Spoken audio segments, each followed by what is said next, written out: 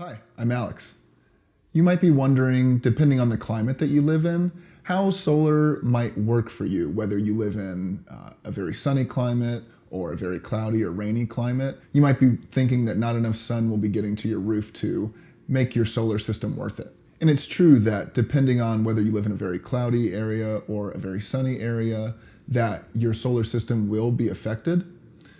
Solar panels work off of the energy that comes from light from the sun. The amount of energy that your solar panels will be able to produce will be directly affected by the amount of cloud cover that is blocking the sun, or the absence of clouds that's letting as much energy from the sun come as possible. It does not mean that on a cloudy day, your solar panels won't be producing any energy. Even when it's cloudy, plenty of light is still coming from the sun through those clouds and hitting your solar panels. On particularly very cloudy days or during rainstorms, you can see that your solar panels will be producing as little as 10% of what you would expect them to on a sunny day, though, unfortunately. But thankfully, this doesn't mean that your lights are going to turn off or that you're going to lose all of your electricity. Residential solar systems are designed to take in as much energy as possible during those sunny days and be prepared for those cloudy days and store that energy in one way or another. Your solar system might be based on the grid, which would mean that your excess energy is going back to the local electric company in a program that is called net metering, which would mean that when it is nighttime or it's very cloudy, that energy is going to go back to your home and help power it.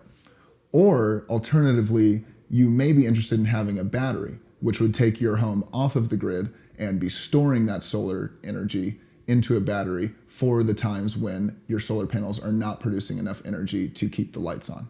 Something that's really cool that you might not know is that even at night, your solar panels could potentially be producing energy for your home.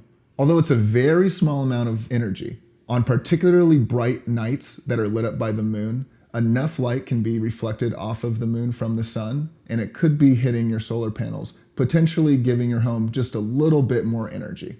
And like I said earlier, aside from that very small amount of production produced at night, you do have plenty of excess energy stored either with your local electric company or in your battery. And speaking of batteries, they are a great option for anybody that wants to have an alternative to being based off of their local electric company. The biggest incentive to storing your excess energy in a battery instead of having it go back to the local electric company is that during outages, your home can be powered from your battery, instead of you having no lights on like everyone else that might be in your neighborhood that's off the grid. But there is a downside. Batteries are very expensive and don't really last for an incredibly long amount of time. Most last for an average of 5 to 10 years.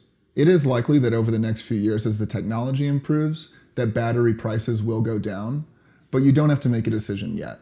You can always switch to a battery stored energy solution after getting solar, so you can wait for a little while until you think that the price has gone down so that you can afford it.